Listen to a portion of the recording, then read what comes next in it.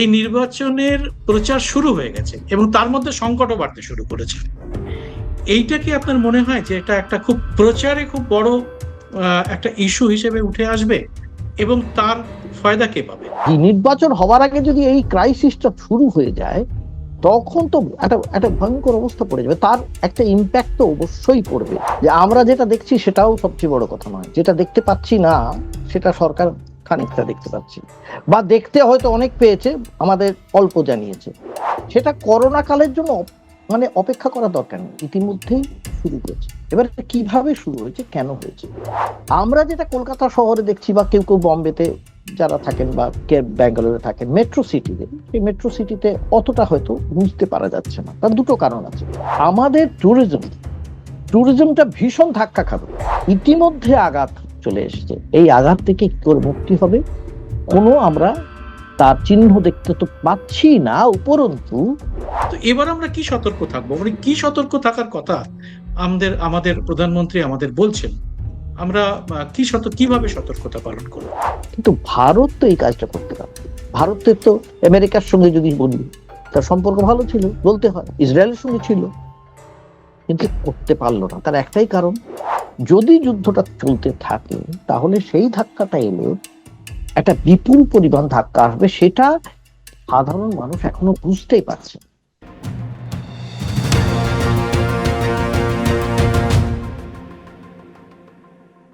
নমস্কার, সবাইকে এই খোলা আড্ডা অনুষ্ঠানে স্বাগত। আমি সুব্রত বসু। দেশে জ্বালানির সমস্যা ক্রমে আরো বেশি সঙ্গীন হয়ে উঠছে। রাস্তাঘাটে আমরা দেখতে পাচ্ছি একের পর এক ছোট ছোট দোকান, রেস্তোরাঁ, সেগুলো বন্ধ হয়ে যাচ্ছে। অটোতে গ্যাস পাওয়া যাচ্ছে না, রান্নার গ্যাস কোথাও নেই। অনেকের বাড়িতেই গ্যাসের সংকটে একদম চরম আকার নিয়েছে। ছোট ছোট শহরগুলোতে মারাত্মক আকার নিয়েছে। কলকাতায় বসে হয়তো এতটা মারাত্মক অবস্থা বোঝা যাচ্ছে না, কিন্তু ছোট ছোট শহরগুলো মারাত্মক অবস্থায় ভুগছে। আগামী দিনে মানুষ কি করে রান্না করবে সেটাই এখন চিন্তার মধ্যে তারা পড়ে গেছেন। এর মধ্যে ইন্ডাকশন কুকার সেগুলো বাজার থেকে প্রায় শেষ হয়ে গেছে এবং তারা দামও বাড়িয়ে দিয়েছে, ডবল দামে বিক্রি হচ্ছে এবং সেটা অনলাইনেও হচ্ছে। অনলাইনেও আমি কিছুক্ষণ আগে খোঁজ করে দেখলাম যে যেটা 2,000-2,500 টাকার মধ্যে পাওয়া যেত, সেগুলো যে গুটি কয়েক রয়েছে বেশিরভাগই আউট অফ স্টক, একটা দুটো ওয়ান লেফট দেখাচ্ছে, তাতে সেগুলো ডবল দামে বিক্রি হচ্ছে। সমস্ত মানুষের মধ্যে একটা আতঙ্ক ছড়িয়ে পড়েছে এবং সেই সঙ্গে যুদ্ধ পরিস্থিতি কিন্তু এখনো পর্যন্ত থামার কোনো লক্ষণ দেখা যাচ্ছে না। তো আমরা সমস্ত বিষয়টিকে নিয়ে আজকে একটা বিশ্লেষণ করতে চাইছিলাম এবং সেই জন্য আজকে আমাদের সঙ্গে রয়েছেন প্রবীণ সাংবাদিক এবং রাজনৈতিক বিশ্লেষক গৌতম বন্দ্যোপাধ্যায়। গৌতম দা, প্রথমেই আপনাকে এই অনুষ্ঠানে স্বাগত। আপনি কি দেখছেন আপনার চারপাশে, দেশে, রাজ্যে এবং দেশে এবং আন্তর্জাতিক ক্ষেত্রে কি অবস্থা দেখছেন? এখন এই জ্বালানি সংকট কি অবস্থায় এখন পৌঁছেছে এবং ভবিষ্যতে এটা কতটা কাটিয়ে ওঠার মানে আমাদের আশা আছে, না এটার কোনো সুরাহা হওয়ার আপাতত কোনো পথ দেখা যাচ্ছে না? আপনি কিভাবে দেখছেন ব্যাপারটা, গৌতম দা? দেখো সুব্রত, উম প্রথমত তোমার সমস্ত দর্শককে আমি আবার অন্তরের শুভেচ্ছা জানাচ্ছি। যেটা তুমি বললে সেটা খুব মারাত্মক অবস্থা। এই জন্য নয় যে আমরা যেটা দেখছি সেটাও সবচেয়ে বড় কথা নয়, যেটা দেখতে পাচ্ছি না সেটা সরকার খানিকটা দেখতে পাচ্ছি, বা দেখতে হয়তো অনেক পেয়েছে, আমাদের অল্প জানিয়েছে। इस युद्ध के कारण दुनिया में जो कठिन हालात बने हैं उनका प्रभाव लंबे समय तक बने रहने की आशंका है। इसलिए हमें तैयार रहना होगा। কারণ প্রধানমন্ত্রী মোদী বলছেন যে আপনাদের করোনা কালের কথা মনে রাখতে হবে, সেই রকম অবস্থা আছে, লকডাউনের অবস্থা মনে রাখতে হবে, এনার্জি ক্রাইসিসটা সেই জায়গায় যেতে পারে, এইরকম তিনি মনে করাচ্ছেন। এই যে প্রধানমন্ত্রী যখন মনে করান, এতদিন পরে হঠাৎ করে তিনি মনে করান, তা তার অনেক আগেই মনে করানো উচিত ছিল, বা নিজের মনে রাখা উচিত ছিল, বা সরকারের মনে রাখা উচিত ছিল, বা তার পেট্রোলিয়াম মন্ত্রী হরদীপ সিং পুরী তিনি একেবারে নীরবতা পালন করে, কারুর সামনে এসে মুখ না খুলে, চলে না গিয়ে যদি সবার সামনে জানাতেন, তাহলে খানিকটা হয়তো কিছু বোঝা যেত। কিন্তু প্রধানমন্ত্রীর মুশকিল হচ্ছে তিনি সবসময় ভীষণ রকমের সারপ্রাইজ দিতে পছন্দ করেন। অলওয়েজ সব সারপ্রাইজ। নোটবন্দি হবে, আজ রাত্রি থেকে বন্ধ হয়ে যাবে, সব সব নোটবন্দি হয়ে গেল, লোকে দলে দলে লাইন দিল, কি করে টাকা পাবে, ফেরত পাবে, কোনো ঠিক নেই। মারা গেলেন অনেকে, তারপরে দেখা গেল কোনো কালো টাকা বাজারে নেই, সবই ফেরত এসেছে, সব সাদা ফেরত এসেছে। কালো ফেরত এলো সাদা হয়ে কিনা তাও আমরা জানি না, মোটমাট সবই ফেরত এলো। কোভিডের সময় আমরা দেখেছি অক্সিজেন নেই, বাজারে লাইন দিয়ে পাচ্ছেন না। গঙ্গায়, উত্তরপ্রদেশে গঙ্গায় প্রচুর মানুষের মৃতদেহ ভেসে বেরিয়েছে, আমরা দেখেছি সে সময়। এরা আমরা আগেও কথা বলেছি। এইবারে যে অবস্থাটা দাঁড়াচ্ছে সেটা করোনা কালের জন্য মানে অপেক্ষা করা দরকার নেই, ইতিমধ্যেই শুরু হয়েছে। এবার কিভাবে শুরু হয়েছে, কেন হয়েছে, আমরা যেটা কলকাতা শহরে দেখছি বা কেউ কেউ বম্বেতে যারা থাকেন বা কে ব্যাঙ্গালোরে থাকেন, মেট্রো সিটিতে, সেই মেট্রো সিটিতে অতটা হয়তো বুঝতে পারা যাচ্ছে না। তার দুটো কারণ আছে।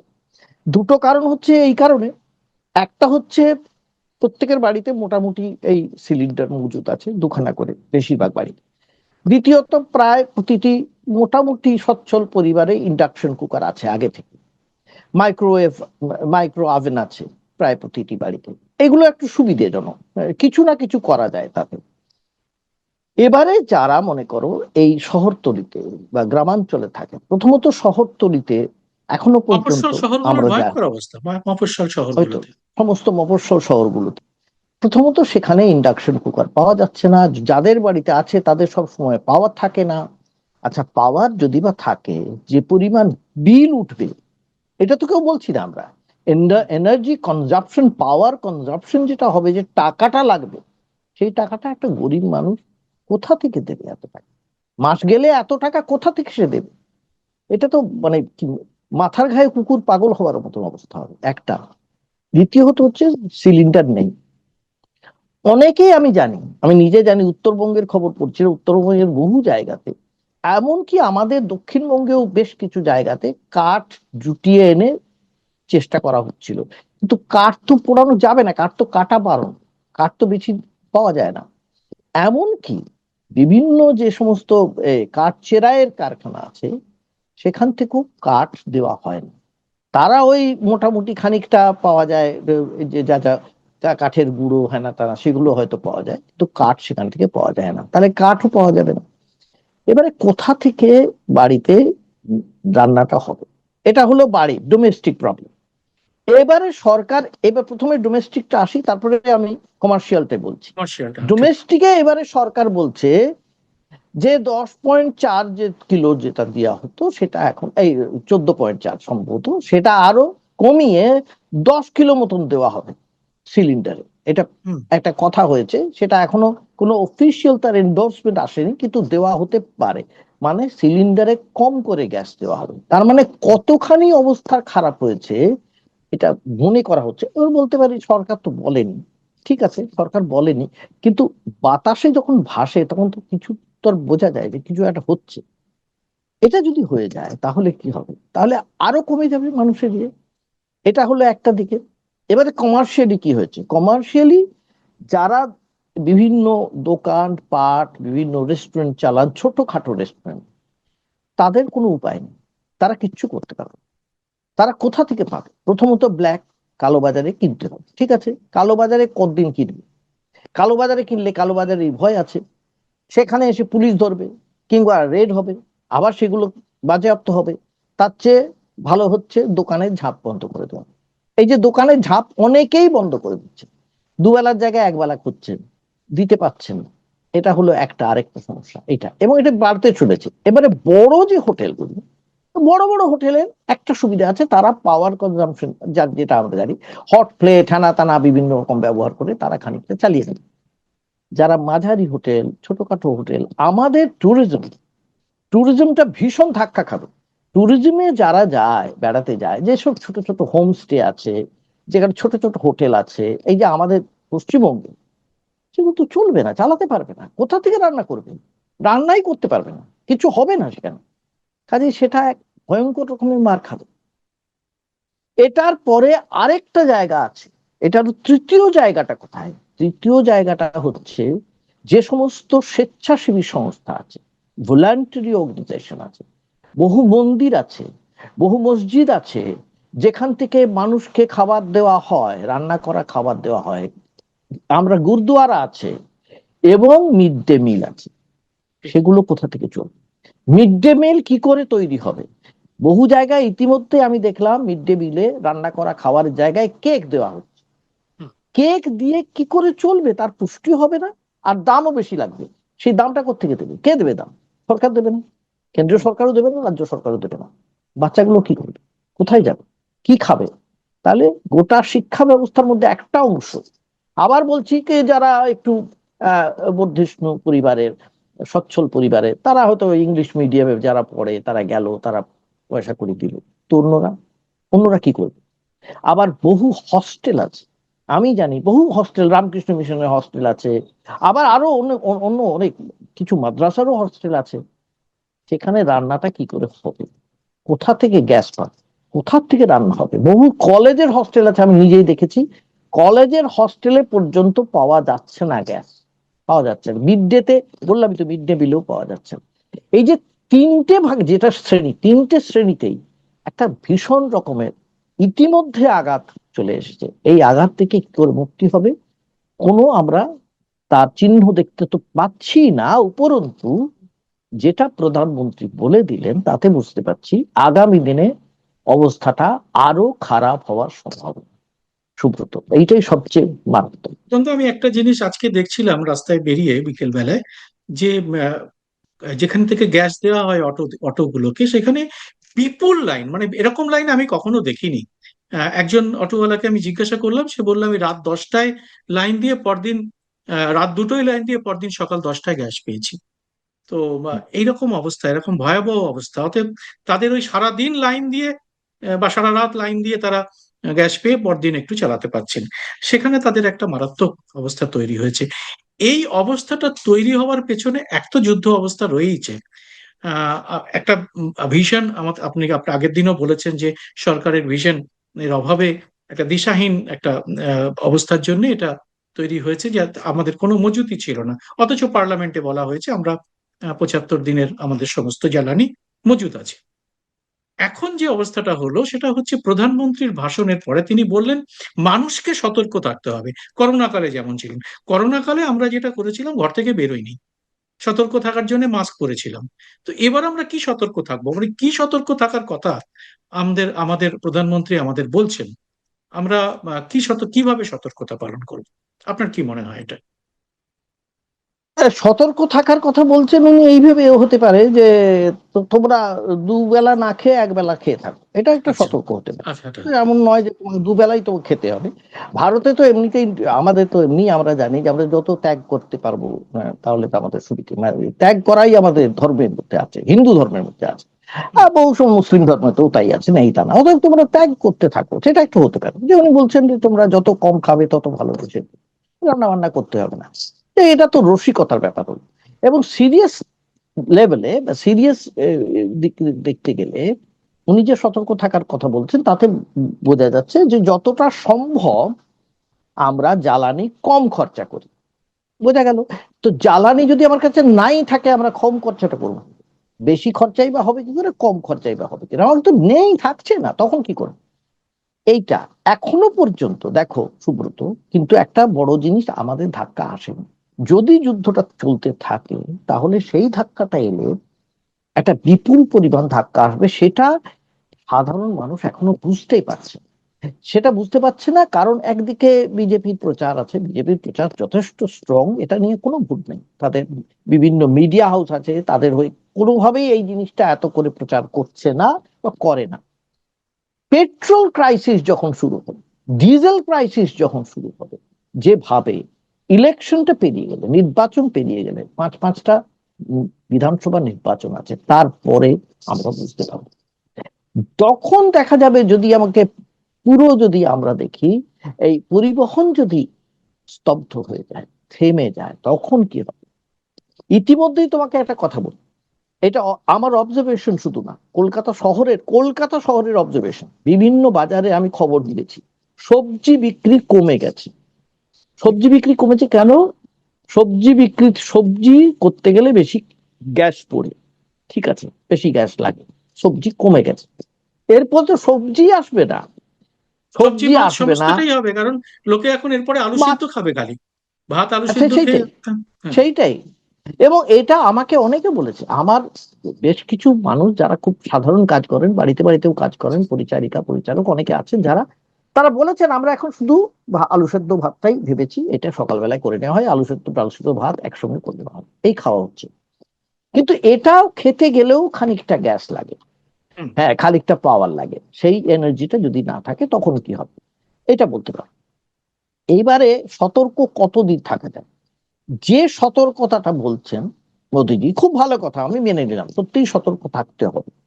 এই সতর্কতাটা প্রথম করা উচিত ছিল তো সরকারের। প্রথম এই সতর্কতা যদি সরকার করতো তাহলে তো আমাদের এই অবস্থায় যেতে হতো না, আমরা এই অবস্থায় পড়তাম না। আমাদের কাছে তো এখন অনেকখানি বাফার থাকতো, আমরা অনেকটা, অন্তত 4 মাসের যদি আমাদের তেল মজুদ থাকতো, গ্যাস মজুদ থাকতো, আমরা অনেকটা একটা একটা স্টেবল জায়গা খানিকটা স্টেবল জায়গা থাকতে পারতাম। যদি যুদ্ধটা যদি না চলতো তাহলে আবার সব জিনিসটা স্টেবিলাইজ করে যেত, কিন্তু সেটা তো হয়নি। সেটা বোঝা যাচ্ছে, বারবার বলা হয়েছে। এর আগে লোকসভায় এই পেট্রোলিয়াম মন্ত্রী বড় মুখ করে বলেছিলেন যে আমাদের 65 দিনের তেল আছে, তারপর দেখা গেল 45 দিনের তেল আছে, তারপর দেখা গেল কোথায় 1 মাসেও তো এখন নেই মনে আরটিআই হয়, তে যাওয়া যাচ্ছে আমাদের 9 দিনের সঞ্চয় আছে।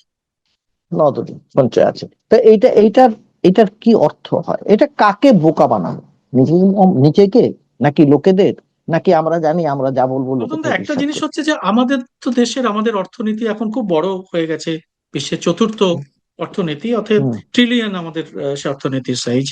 অতএব এমন নয় যে অন্য দেশের, যেটা খুব আমাদের প্রতিবেশী অনেক গরিব দেশ আছে যাদের সেই অর্থনীতির শক্তি নেই, যাদের এত ট্রিলিয়ন অর্থনীতির শক্তি নেই, তাদের কাছে অনেক মজুত করাটা তাদের কাছে বিলাসিতা হতে পারে, কিন্তু আমাদের কাছে তো মজুত করার মতো ক্ষমতা ছিল আমাদের। যদি আমাদের অর্থনীতি এত ভালো হয়, তার স্বাস্থ্য যদি এত ভালো হয়, তাহলে হয় একটা দিক থেকে এটা বলা যায় যে অর্থনীতি, টাকা নেই আমাদের, এটা ভুল কথা বলা হচ্ছে, আমাদের আমাদের সরকারের কোষাগারে টাকা নেই, অথবা সরকারের ভিশন নেই, তাই টাকা থাকতেও তারা মজুত করতে পারেনি।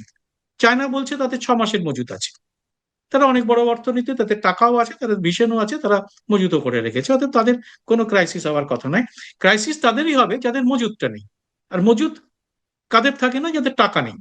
তো আমাদের যদি টাকা থাকে তাহলে এটা কেন হলো, এটা আপনার কি মনে হয়? এটা এটা প্রথম কথা হচ্ছে, আমি বারবার বলি একটা ভালো সরকার, কিন্তু ওই তো বললাম ওই কিছুদিন ভাতা টাতা দিয়ে চলে, নিশ্চয় লোকের সাহায্য আসে, সেই টাকাটা বাজারে আসে, সেটার একটা মূল্য আছে, আমি মূল্য নেই তা বলবো না।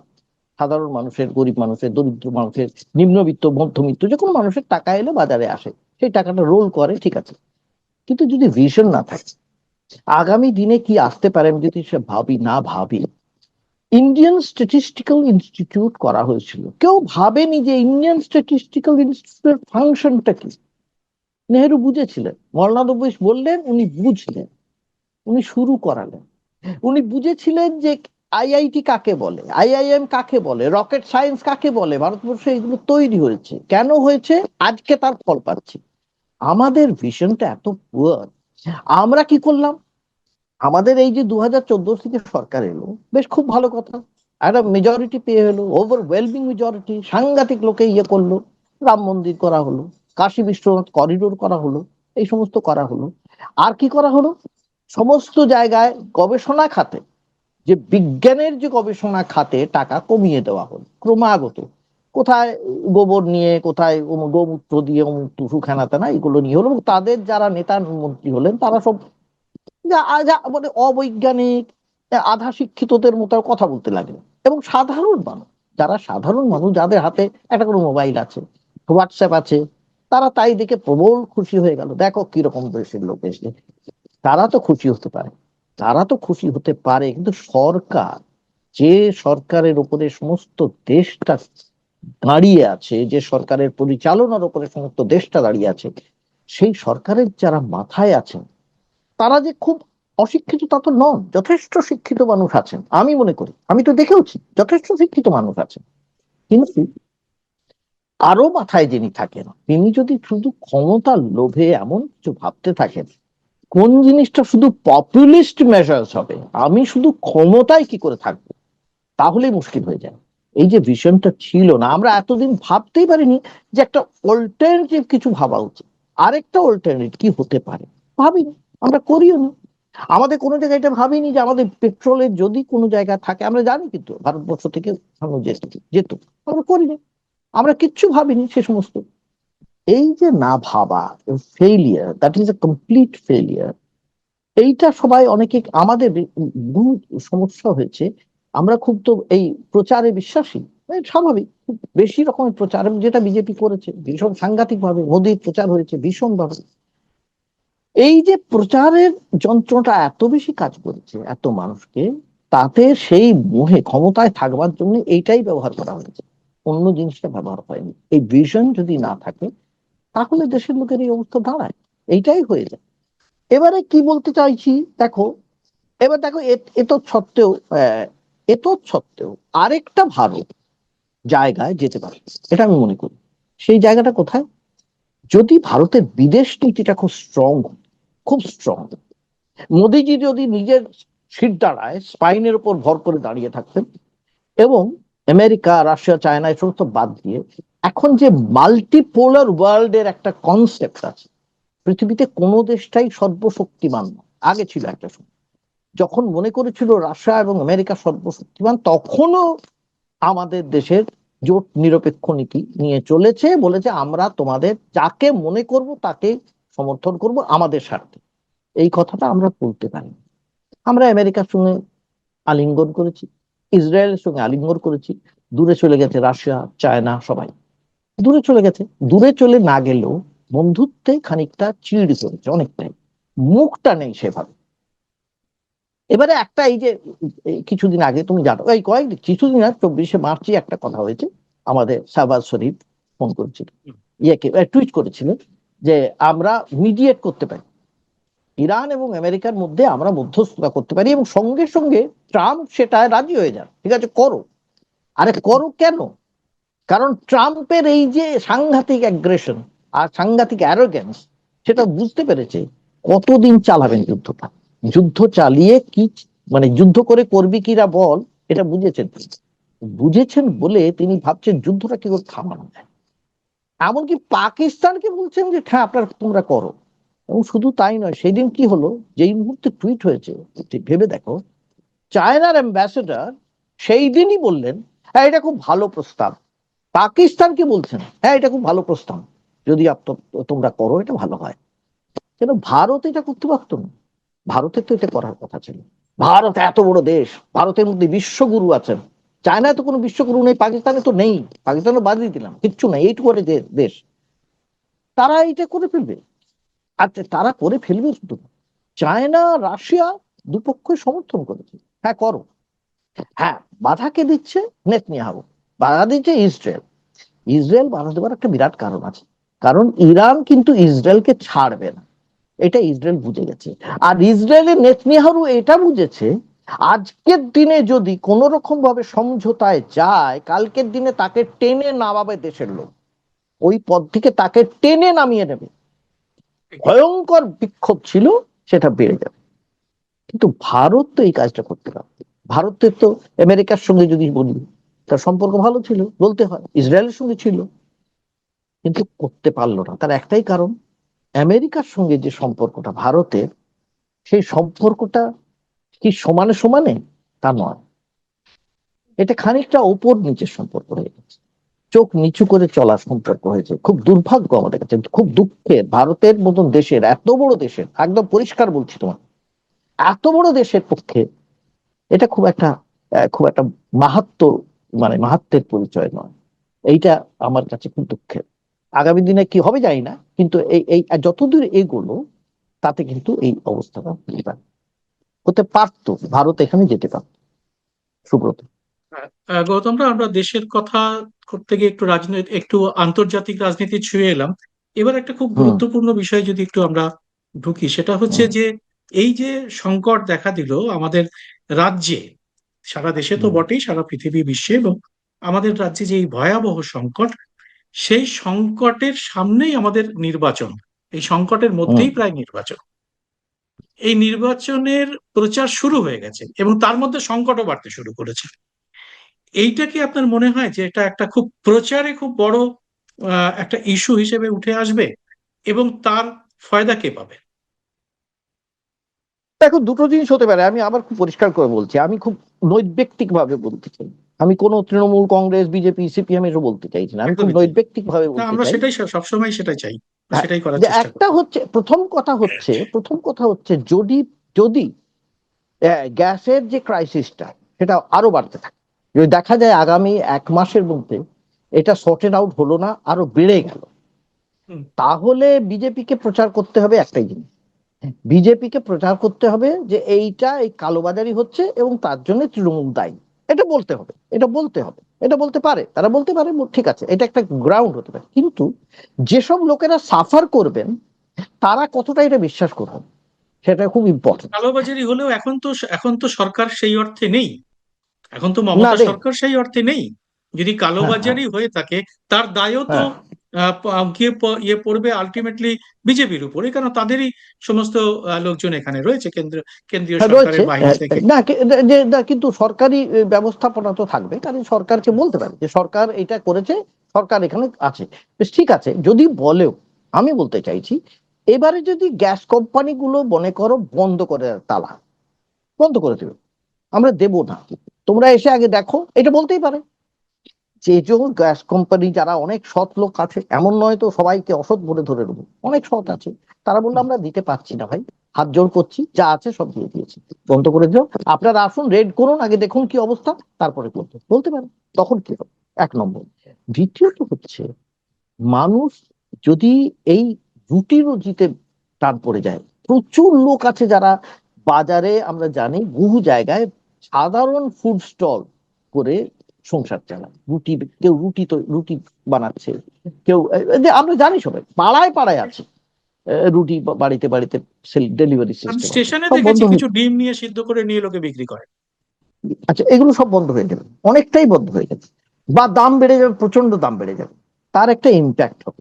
এবং ন্যাচারালি আমি একটা কথা বলছি, মমতা বন্দ্যোপাধ্যায়ের অন্য অনেক দিকে ত্রুটি আছে, প্রশাসনিক ব্যর্থতাও আছে, অনেক দুর্নীতির প্রসঙ্গ আছে, সব আছে, কিন্তু একটা দিকে নেই। তো রাজনীতিক হিসেবে মমতা বন্দ্যোপাধ্যায় কিন্তু একবার 10-এ 10, উনি ছাড়বেন না, উনি এই ইস্যুটা ছাড়বেন না, কিছুতেই ছাড়বেন না। এবং ইস্যুটা উনি জোরে ধরে রাখবে এবং সমস্ত তৃণমূলও ধরে রাখবে। এবং সবচেয়ে বড় কথা, কংগ্রেস বা সিপিএমও এটার বিরুদ্ধে বিশেষ কিছু বলতে পারবে না। কংগ্রেস তো বলতে পারবেই না, সিপিএমও এটার বিরুদ্ধে বলতে পারবে না, যতই কালোবাজারির কথা বলা হোক, বলতে বিশেষ পারবে না। এইটা 1 নম্বর। সিপিএম এবারে এবং কংগ্রেস দ্বিতীয়ত কংগ্রেস তো খুব তীব্রভাবে বলছে, সর্বভারতীয় ক্ষেত্রে বলছে তীব্রভাবে। বলছি, আজকেও হুম সুপ্রিয়া শ্রীনাথ খুব হুম বড় বক্তব্য রেখেছেন। কংগ্রেস তো তীব্রভাবে হুম এটাকে আক্রমণ করে চলেছে। এবং হুম কমিউনিস্ট পার্টির পক্ষ থেকেও, সমস্ত কমিউনিস্ট হ্যাঁ, পার্টিগুলোর পক্ষ থেকে, বাম দলগুলোর পক্ষ থেকেও এটা এটা নিয়ে বলেছে, আন্দোলন শুরু হয়েছে। তাদের মুখপত্রগুলো দেখলেই বোঝা যাবে, তার সবাই একই একই সুরে কেন্দ্রীয় সরকারকে এবং মোদী সরকারকে এর জন্য দুষছে। দুষছে। আর এবারে দ্বিতীয়ত আরেকটা জিনিস হতে পারে, এই যদি পেট্রোল ক্রাইসিসটা শুরু হয়, পেট্রোল ডিজেল ক্রাইসিসটা যদি শুরু হয়, তাহলে কিন্তু সেটাকে সামলানো বঙ্গ বিজেপির পক্ষে খুব মুশকিল, খুব মুশকিল। কারণ তাহলে জীবনটা অচলাবস্থা হয়ে যাবে। নির্বাচনটা হবে কি করে নির্বাচন হওয়ার আগে যদি এই ক্রাইসিসটা শুরু হয়ে যায়, তখন তো একটা ভয়ঙ্কর অবস্থা পড়ে যাবে, তার একটা ইম্প্যাক্ট তো অবশ্যই পড়বে ভোটে, পড়বে না তা নয়, পড়বে, নিশ্চয়ই পড়বে, এবং সেটা বিজেপির বিরুদ্ধে চলে যাবে, এবং চলে যাবার শঙ্কা আছে বা সম্ভাবনা আমরা দেখতে পাচ্ছি ভীষণভাবে। এইটা কিন্তু খুব একটা আমরা দেখতে পাচ্ছি। এখন এখন আগামী দিনে কি হবে, যদি আগামী 1 মাসের মধ্যে সমস্ত জিনিসটা, আবার বলছি, যদি মিটে যায়, সমস্ত ঠিকঠাক হয়ে যায়, তাহলে জিনিসটা হয়তো আবার একটা খানিকটা একটা যাকে বলা ইকুইলিব্রিয়ামে আসবে বিয়েতে। না হলে কিন্তু খুব মুশকিল হবে, এবং নির্বাচনেও তার প্রভাব পড়ার সম্ভাবনা খুবই বাড়বে। যে বিজেপি একসময় গ্যাসের দাম সামান্য বাড়ার জন্য সাংঘাতিক একসময় প্রতিবাদ করেছে কংগ্রেসের বিরুদ্ধে, আমরা জানি তার ইম্প্যাক্টও হয়েছিল, এখন তো আরো পরিষ্কার, এখন বিভিন্ন জায়গায় তুমি মিম দেখতে পাচ্ছ, সেই স্মৃতি ইরানি পুরনো বলেছিল গ্যাস নিয়ে, তাকে এত বেশি বলা হচ্ছে, আসছে, কোথায় রামদেব কোথায় বাবাকে হারিয়ে নিয়ে গেছেন। আসা হচ্ছে। হ্যাঁ। রামদেব হুম। বাবাকে নিয়ে রামদেব বাবা পর্যন্ত বলেছেন, রামদেব বাবা বলেছেন মোদিজির বলা উচিত ছিল ট্রাম্পকে এই ব্যাপারে, বলছেন না কেন, ডাইরেক্টলি বলেছেন একদম। হুম। এই তো অবস্থা যাচ্ছে, কাজে এই ইম্প্যাক্টটা করবার সম্ভাবনা, প্রভাব এইটা একটা পড়বে বলে আমার মনে হয়, সুব্রত। এটা একটা খুব গুরুত্বপূর্ণ বিষয়, কারণ সামনে নির্বাচন, এবং নির্বাচনের ঠিক মুখেই বিজেপিকে এটা ফেস করতে হচ্ছে। আমরা একটা জিনিস গৌতম দা আমরা দেখতে পাচ্ছি যে কেন্দ্রীয় সরকার কিন্তু ডেসপারেটলি চেষ্টা করছে বিভিন্ন জায়গার সঙ্গে যোগাযোগ করে যদি ব্যাপারটাকে কোনো মতে সামাল দেওয়া যায়। কিছু হুম। এখান থেকে কিছু পাওয়া যায়, ওখান থেকে কিছু পাওয়া যায়। তো সেরকম ভাবে কেউই খুব সাড়া খুব পেয়েছে কি বলে কোনো খবর এখনো পর্যন্ত পাওয়া যায়নি। এমনকি সরকারের পক্ষ থেকেও বলা হয়নি যে না, আমরা আরো গ্যাসের ব্যবস্থা করতে পারছি বা জ্বালানির অন্যান্য গুলো ব্যবস্থা করতে করতে পারছি। বরং যখন এনার্জি সিকিউরিটির কথা বারবার কংগ্রেস বলছে, তখন সেখানে প্রায় সরকার প্রায় কার্যত চুপ করে যাচ্ছে। তো এটা কি সরকার পারবে যে অন্য কোনো বিকল্প ব্যবস্থা করতে? আপনার কি মনে হয় এটা? দেখো, এটা যদি আবার তো বলছি, বৈদেশিক নীতি যদি ঠিক থাকতো, বৈদেশিক যে নীতিটা আমাদের ছিল সেটা যদি ঠিক থাকতো, তাহলে এটা করা যেত। এখনো একটা বলা হয়েছে যে আর্জেন্টিনার কাছ থেকে প্রচুর তেল টেল আসতে পারে, এবং আসছেও কিছু বলা হয়েছে, ঠিক আছে, আসতেই পারে, কিন্তু সেটা আসবে কোন রুট ধরে, কোন রুটে আসবে? স্ট্রেট অফ হরমুজ দিয়ে আসতে পারবে? তা আসতে পারবে না, কারণ একটা কারণ, এটা কারণ হচ্ছে যে কোনো বিপর্যয় হতে পারে, সেটা তো একটা কারণ। আরেকটা হচ্ছে সেখানে কোনো ইন্স্যুরেন্স ক্লেম কেউ দিতে চাইছে না। কেউ, এমনকি ব্রিটিশদের যে ইন্স্যুরেন্স কোম্পানিগুলো যারা জাহাজের ইন্স্যুরেন্স করতো, তারা রাজি নয়, তারা পিছিয়ে গেছে, বলতে না এখন হবে না। তাহলে কোথা দিয়ে আসবে? আসতে হবে ঘুরপথ, অনেক ঘুরপথে, তার জন্য প্রচুর খরচ হবে। সেই খরচ মানে আবার টাকা বাড়বে, প্রচুর বেড়ে যাবে। এই পেট্রোল জ্বালানি যদি ইতিমধ্যে বেড়ে যায়, ইতিমধ্যে তো লোকসান হচ্ছে কোম্পানিগুলো, যে আমাদের যে কোম্পানিগুলো যেগুলো আছে আমাদের জানি, যেখানে অশোধিত তেল পরিশোধিত বা জানি যেগুলো হয়, সেখানে প্রচুর বেড়ে যাবে। লোকের পকেট খালি হবে। আর লোকের পকেটে যদি টান পড়ে, তার একটা তো আরেকটা ইম্প্যাক্ট আছে, বড় ইম্প্যাক্ট আছে, এটা আছে, এটা দেখা যাবে। কিন্তু আমি বলতে পারছি না যে সবটাই কি হবে, কারণ এখনো পর্যন্ত আমার খুব হাস্যকর লাগে, এখনো সত্যি লাগে। তুমি লক্ষ্য করে দেখবে প্রাইম টাইম গুলোর বেশিরভাগই, এমনকি বাংলাতে প্রচুর প্রাইম টাইমে এই জ্বালানি নিয়ে অত বেশি বাড়াবাড়ি নেই, শুধু মাতামাতি হচ্ছে এখনো এসআইআর নিয়ে। এসআইআর তো সাংঘাতিক অবস্থায় পৌঁছেছে, আমরা জানি কি অবস্থায় গেছে, কোথায় গিয়েছে, সমস্ত জিনিসটা একটা মানে, মানে কি বলবো, কে যে নাগরিক কে নাগরিক নয়, তাদের আগামী দিনে কি করা হবে না করা হবে কিচ্ছু জানা নেই। শুধু বিজেপি থেকে সমানে বলা হচ্ছে এদের এদের সব বাদ দেওয়া হবে, বাদ দেওয়া হবে। নাগরিকদের বাদ দিয়ে কি মানে তারা বলতে চাইছে বাদ দেওয়া হবে এটা বলে নাগরিকদের, দেশের, তাতে কি বলতে চাইছে আমি জানি না। তবে নাগরিকরা সত্যিই বাদ হয়ে যাবে যদি পেট্রোল জ্বালানি আরো বাড়তে থাকে, আর এইরকম পেটের মানে আর টাকার টান পড়ে যায়, চাকরি চলে যায়, আরো কর্মহীনতা বাড়ে, এবং সমস্ত এই সমস্ত খাবারের ইয়ে বন্ধ হয়ে যায়, বাড়িতে বাড়িতে রান্না বন্ধ হয়ে যায়। তখন তো মানুষ আর বেঁচে থাকবে কি করে? সেটাই একটা খুব আমার চোখের সামনে এসে একটা বিভীষিকা মনে হচ্ছে, সুব্রত। গৌতম দা, আপনাকে অনেক ধন্যবাদ। একটা অত্যন্ত আহ, একটা খুব ভয়াবহ চিত্র আপনি আজকে এখানে আঁকলেন এই তথ্য দিয়ে, বিভিন্ন রকম ইয়ে দিয়ে আপনি এটা খুব একটা ভয়াবহ চিত্র তুলে ধরলেন, যেটা আগামী দিনে আমরা জানি না সত্যি আমাদের সামনে কি ভয়ঙ্কর দিন অপেক্ষা করছে। যদি এর মধ্যে কোনো আশার আলো, যদি যুদ্ধ ক্ষমার আশার আলো পাওয়া যায়, তাহলে ভালো। আর না হলে আমাদের সরকার যেটা বলেছিল, আমাদের যে মজুদের ভান্ডার যে তেমন কিছু নেই, যেটা বারবার প্রথম থেকে বলা হচ্ছিল অনেক আছে অনেক আছে, তা সেটা মোটামুটি তার সেটা যে তাল পুকুরে ঘটি ডোবে না, এটা আমরা সবাই বুঝতে পেরেছি, এবং সরকার বারবার সেটা বুঝিয়েও দিচ্ছে যে যার যে ক্রাইসিসের চিত্র দিয়ে। গৌতম দা, আছে আপনাকে এরকম সুন্দর একটা আলোচনা উপহার দেওয়ার জন্য অনেক অনেক ধন্যবাদ। আর আপনারা যারা এই অনুষ্ঠানটা দেখলেন, তাদের সবাইকে আমাদের আবেদন যে আপনারা অবশ্যই কমেন্ট বক্সে আপনাদের এলাকার যে চিত্র আপনারা দেখতে পাচ্ছেন সেটা আমাদের জানান। সে আপনাদের কমেন্ট বক্সে লিখুন, এবং সেই সঙ্গে লিখুন আপনাদের মতামত, আপনাদের আপনাদের নিজের যা অভিজ্ঞতা, এবং তার সঙ্গে আপনাদের যা মনে হচ্ছে যে আগামী দিনে কি রকম অবস্থা আসতে চলেছে। আপনাদের কাছে কমেন্ট বক্স খোলা থাকবে, আপনারা সবাই সেই কমেন্ট বক্সে আপনাদের মতামত লিখুন। এবং সেই সঙ্গে আপনাদের সবাইকে এই অনুষ্ঠানটা মন দিয়ে দেখার জন্য অনেক ধন্যবাদ। এবং গৌতম দা, আপনাকেও ধন্যবাদ, এবং সেই সঙ্গে আপনাদের সবাইকে নমস্কার।